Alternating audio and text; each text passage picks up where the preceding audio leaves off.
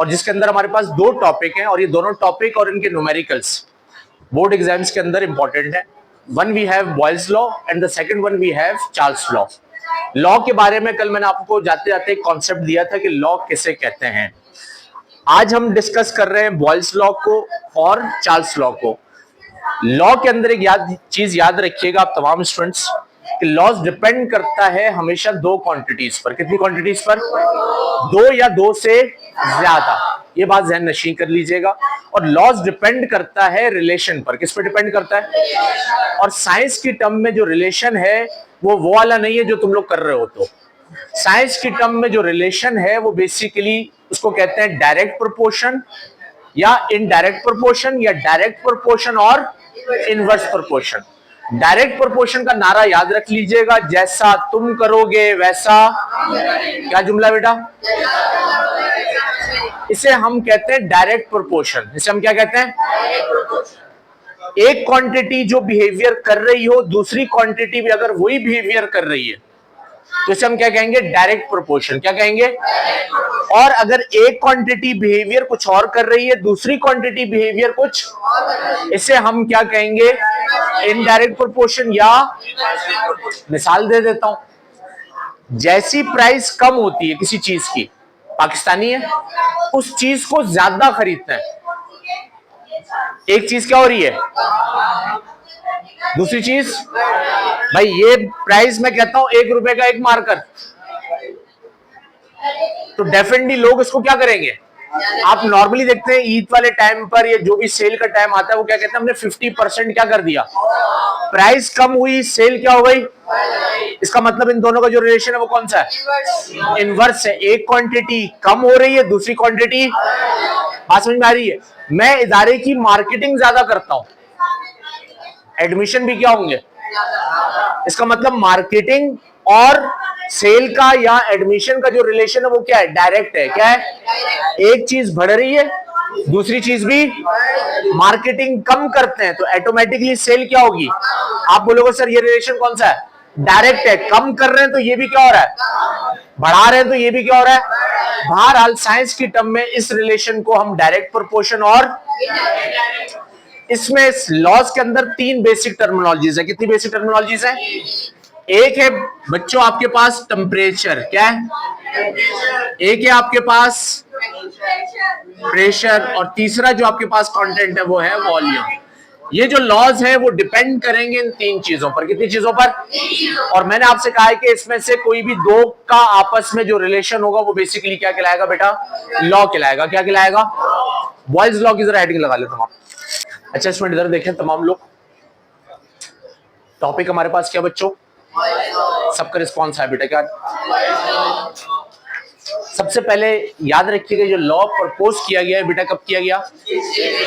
1662 में ये लॉ आपके पास आया और इसमें बेसिकली दो चीजों के रिलेशन को डिस्कस किया। One we have volume and pressure. इस लॉ के अंदर जो रिलेशन है वो बेसिकली किसका? वॉल्यूम और प्रेशर का। वॉल्यूम और अब मैं एक एग्जांपल डायग्राम में अगर आप देखें कि फॉर एग्जांपल मान लें कि मेरे पास ये कोई कंटेनर है और इस कंटेनर में कोई भी पार्टिकल्स हैं जो कि कौन सी फॉर्म में? मॉलिक्यूल्स की फॉर्म में। कौन सी फॉर्म में? इस वक्त जो इसका वॉल्यूम होगा वो आपका क्या कहलाएगा बेटा? V1 कहलाएगा। क्या कहलाएगा? V1। अगर मैं इस पर प्रेशर अप्लाई करूंगा डाउनवर्ड, क्या अप्लाई करूंगा? जो भी इस वक्त का जो प्रेशर है उसको आप मान लें बच्चों P1। क्या मान लें? अब जब मैं इसमें प्रेशर बढ़ाऊंगा तो ऑटोमेटिकली पिस्टन कहां पर आएगा? डाउनवर्ड आएगा। और डाउनवर्ड आने से डेफिनेटली ये इसके मॉलिक्यूल्स क्या होंगे? करीब करीब आएंगे, जिसकी वजह से जो वॉल्यूम है वो ऑटोमेटिकली क्या हुआ? रिड्यूस हुआ। लेकिन कब हुआ? जब आपने प्रेशर को बढ़ाया तो प्रेशर P1 से होकर क्या हो गया? अब अगर इसको आप देखें तो जो बात मैंने आपको बताई इसमें एक क्वांटिटी को तो दूसरी क्या हो गई?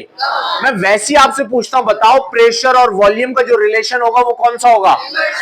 बोलो यार। क्यों? क्योंकि सर एक चीज को बढ़ा रहे हैं, दूसरी चीज कम हो रही है। इसका मतलब सिंपल सी कंडीशन है कि यहाँ पर जो रिलेशन है वो कौन सा है? इनवर्स प्रोपोर्शन है। तो आप कह सकते हैं कि प्रेशर और वॉल्यूम का जो रिलेशन है वो क्या है? लेकिन यहाँ पर एक मसला है, अब्बू नहीं मान रहे। ये लॉ तब अप्लाई होगा जब टेम्परेचर क्या हो? कांस्टेंट हो। टेम्परेचर क्या हो?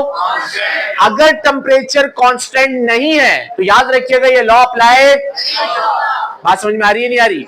भाई आप कहते हो कि इस जगह पर रुकना है, गाड़ी को क्या करना है, तो कंडीशन ये है कि यहां पर सिग्नल होने, अगर सिग्नल ही नहीं है गाड़ी रोक। बात समझ में आ रही है? तो यहां पर कंडीशन क्या है कि ये लॉ तब अप्लाई होगा जब टेम्परेचर क्या हो बच्चों? कांस्टेंट। आप बोलोगे सर क्यों? सवाल आता है क्यों? क्या मान लो कि अगर मैं यहां से टेम्परेचर बढ़ा रहा हूं तो ये मॉलिक्यूल्स को कहां पर फेंकेंगे? आप प्रेशर लगा भी रहे हो। बात दफा होता है ना कि आप बचपन में चीजें खींचते थे, नहीं नहीं नहीं नहीं नहीं, नहीं ये टॉफी मेरी, वो दूसरा भी खींच रहा है, तो ऑटोमेटिकली टॉफी वहींगी। इधर आओ बेटा, तालियां बजाओ इस बच्चे के लिए, मशहूर हो जाएगा आज ये। इधर खड़ा हो ना बेटा, गर्लफ्रेंड थोड़ी है तू मेरी, यहाँ खड़ा हो।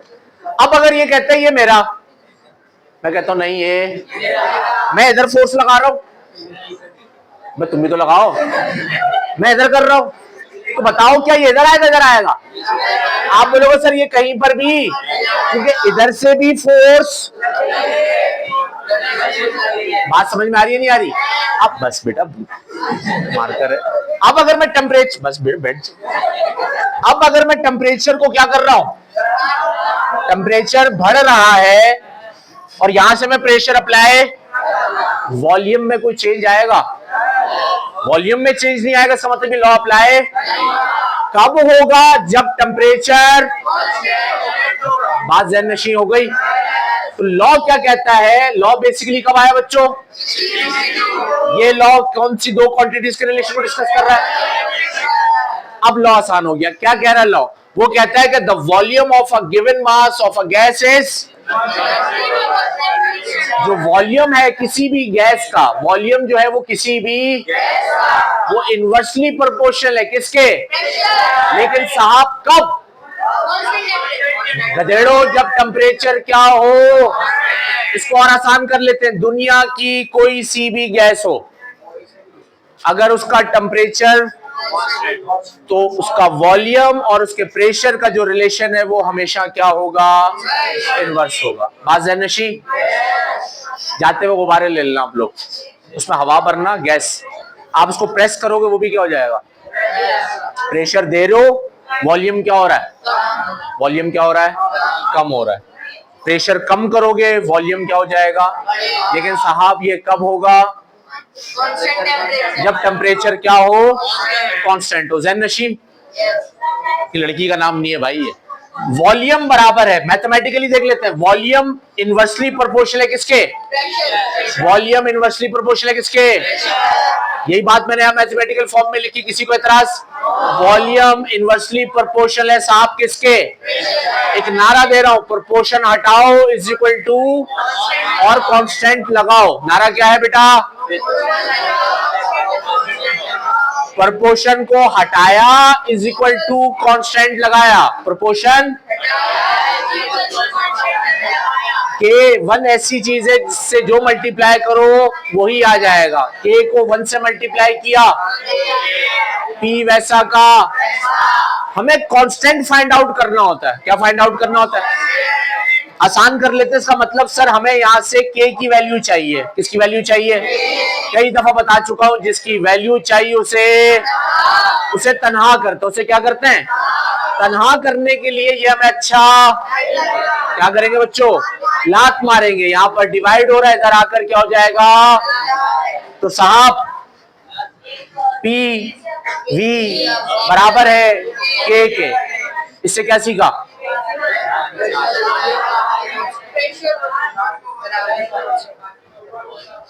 काश मैं कुछ बोल सकता इस टाइम पे।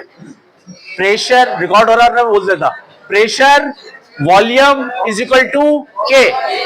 कह रहा है दुनिया की कोई सी भी गैस हो, क्योंकि लॉ का मतलब क्या है, जो मैंने कल आपको एक जुमला दिया था, हर एक पर, ऐसा नहीं कि सर ये सिर्फ नाइट्रोजन आपकी चहीती गैस कौन सी है, नाइट्रोजन उस पर अप्लाई हो रहा है, ऑक्सीजन आपको बहुत प्यारी लगती है, नहीं नहीं नहीं नहीं, दुनिया की, क्योंकि साहब ये क्या है, लॉ है, ये क्या है, और कल बताया था law for everyone, love for everyone नहीं है बेटा, लॉ फॉर एवरीवन। तो लॉ यहाँ क्या कहता है, दुनिया की कोई सी भी गैस हो, उसका प्रेशर और उसके वॉल्यूम का क्या निकाले, प्रोडक्ट निकाले, मल्टीप्लाई करें, तो वो हमेशा बराबर होगा बेटा किसके, कांस्टेंट के।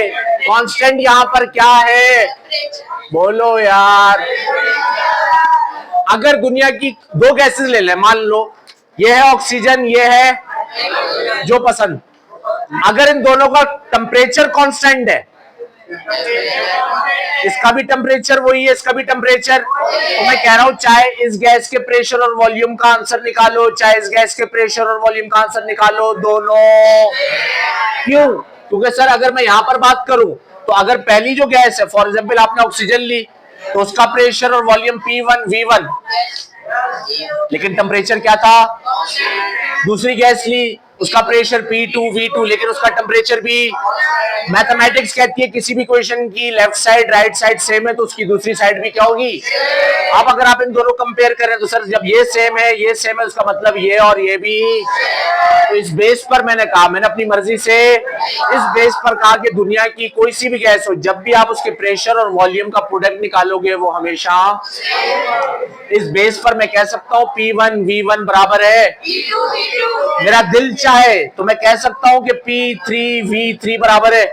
भाई दो गैस की जगह तीन गैसेस आ गई, P4 V, जितनी गैसेस आएंगी वो हमेशा उनका प्रोडक्ट हमेशा क्या होगा, लेकिन कब होगा बच्चों, जब टेम्परेचर क्या हो। इस लॉ को हम क्या कहते हैं, कॉपी कर ले इस लॉ। इसमें भी हमारे पास दो रिलेशन है, कितने रिलेशन है, एक हमारे पास है यहाँ पर वॉल्यूम, जबकि दूसरा हमारे पास क्या है बेटा, टेम्परेचर, वॉल्यूम एंड। ये लॉ कब दिया गया बेटा,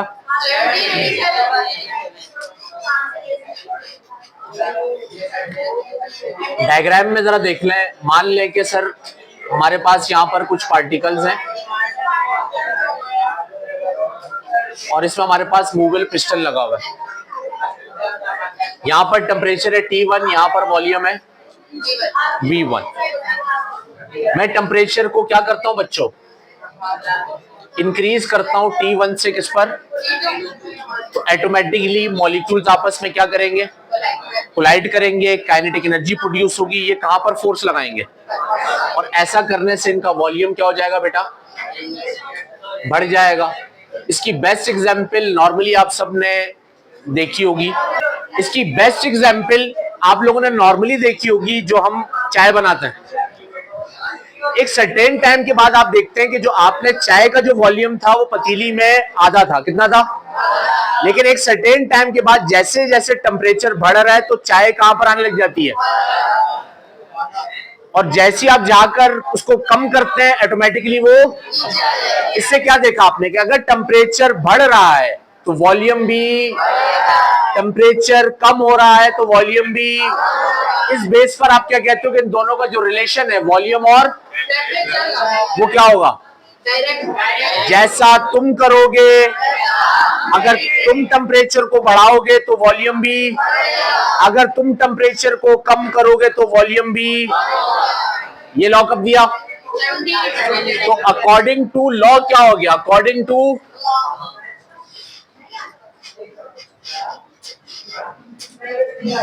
अगर हम टेम्परेचर को इंक्रीज करते हैं,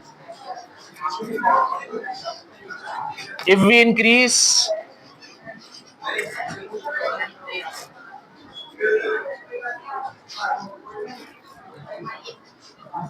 वॉल्यूम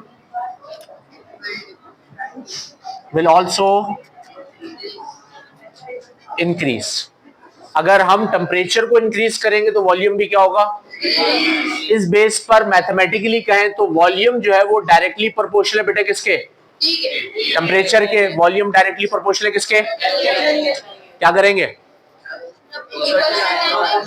वॉल्यूम ऐसी रहेगा, प्रोपोर्शन हटाओ, इज इक्वल टू कांस्टेंट लगाओ टी वैसा का। हमें यहां से वैल्यू किसकी चाहिए? टी को क्या करना पड़ेगा? इधर मल्टीप्लाई हो रहा है, इधर आकर तो क्या हो जाएगा? We T divided by. बात सबके समझ में आ गई? अब मैं क्या कहता हूं, दुनिया की कोई सी भी गैस लो, अगर आप उसके वॉल्यूम और टेम्परेचर का क्या निकालो बेटा? रेशो निकालो। क्या निकालो? वो हमेशा सेम आएगा अगर यहां पर कांस्टेंट क्या है बच्चों?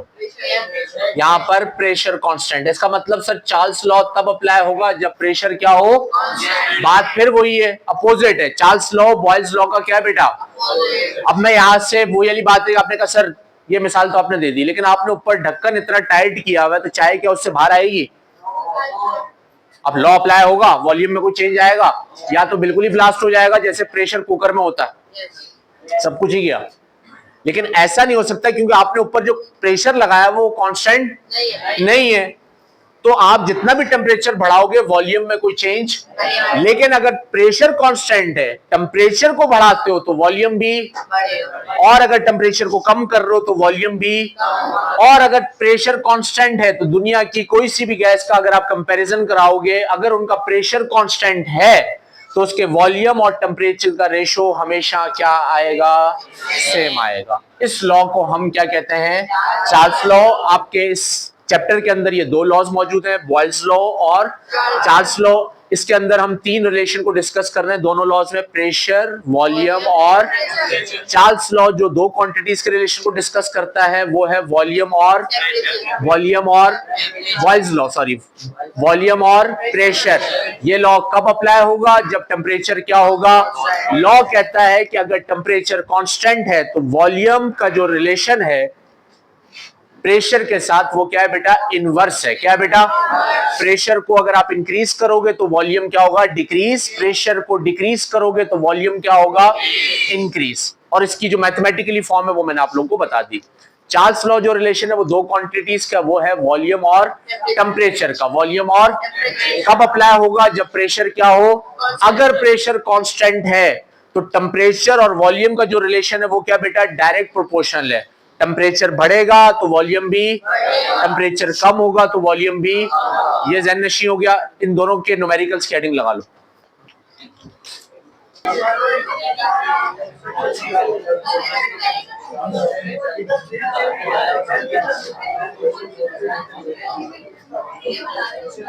मैंने एकदम पहले वार्निंग दी थी, समझ में नहीं आया इसको।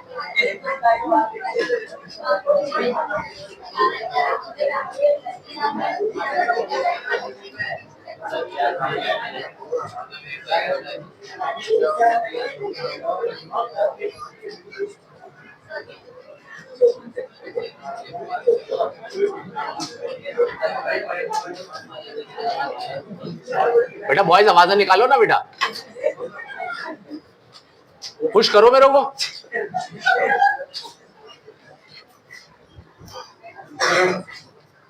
प्यार से समझा रहा हूं, तुम लोग समझ में नहीं आ रहा।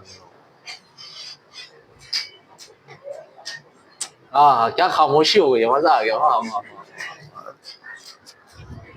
उस्ताद ना तुम लोग बाप होता उस्ताद, तुम लोगों से हल्के में ले रहे होते तुम लोग। बेटा ये क्वेश्चन उतार लो जरा तुम। ठीक है। अच्छा बेटा इस क्वेश्चन में देखो, कह रहा है 600 ml sample of gas. Gas कितनी हमारे पास? उसको क्या किया गया बेटा? हीट किया गया 27 डिग्री सेल्सियस से कहां तक? तो मान सकते हैं कि सर ये क्या है? T1 है। ये क्या है? ये क्या है? और ये क्या है? V1। ये क्या है? कह रहा है what is the final volume. पहले तो इस क्वेश्चन में देखो कि आपके पास जो दो क्वांटिटीज आ रही है वो कौन कौन सी है? क्वांटिटीज की बात कर रहा हूं, वॉल्यूम और टेम्परेचर। वॉल्यूम और कह रहा है वॉल्यूम इतना था, टेम्परेचर इतना था, इस टेम्परेचर को बढ़ाया तो बताओ वॉल्यूम क्या होगा। पहली बात तो हमें समझ में आ गई कि सर जो रिलेशन है वो बेसिकली चार्ल्स लॉ का। किसका है? क्योंकि उसमें जो रिलेशन था वो वॉल्यूम और टेम्परेचर का था। दूसरी बात बताओ यार, टेम्परेचर कम हो रहा है या बढ़ रहा है? तो इसका मतलब टेम्परेचर बढ़ रहा है, तो जो भी आंसर आएगा उसमें वॉल्यूम 600 से क्या होगा, क्योंकि अभी हमने पढ़ा कि टेम्परेचर बढ़ाओगे तो वॉल्यूम भी, तो इसका मतलब सर इस पूरे क्वेश्चन में हमें निकालना क्या है, V2 निकालना है। क्या निकालना है बच्चों, डेटा बना लेंगे आप लोग, बना दूं। अच्छा, इसमें एक चीज याद रखिए, T1 है हमारे पास कितना बेटा, 27 डिग्री सेल्सियस। याद रखिएगा सेल्सियस में जब भी होगा आप इसको कन्वर्ट करोगे किस में, केल्विन में। तो केल्विन में जब भी आप कन्वर्ट करोगे प्यारे बच्चों, किसको ऐड करोगे, 273। तो आंसर आपके पास आ जाएगा 300 के।